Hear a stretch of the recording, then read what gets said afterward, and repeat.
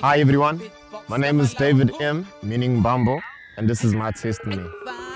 I used to live in a township called David, but obviously, like in my past, we lived in many different townships, and basically David was the last township that I was going to live in.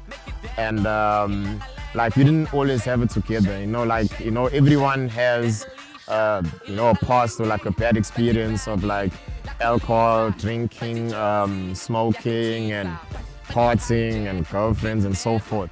And I guess basically my lifestyle was also there too in my past. Things got a bit complicated and difficult for my mom, and she was now forced to actually now go live in a township, and like things were never good because when you trying and make ends meet, you trying to figure out like what you're gonna put what with what. And so that was the journey of my mom's life.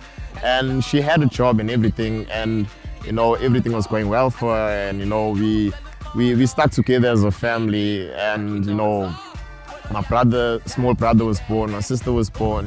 We lived as a family. So basically we moved from township to township and ended up in David.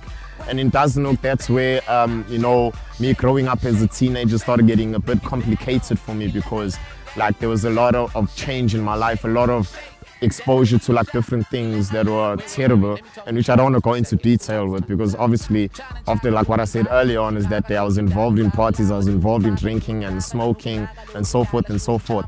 And so basically I knew a couple of guys from Marion Ridge who basically invited me to come to East Church, and I ended up in East Church. But then basically I wasn't too sure about like where I was supposed to be, like why I'm going to church, and like what is my purpose basically of being in the church.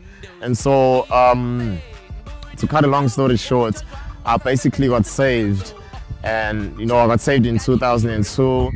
It was still a bit of a struggle for me back then, because there were then I hiccuped in some areas, I backslid there, and then I came back, and then I was backsliding, and it was quite hectic. But then a reality just struck,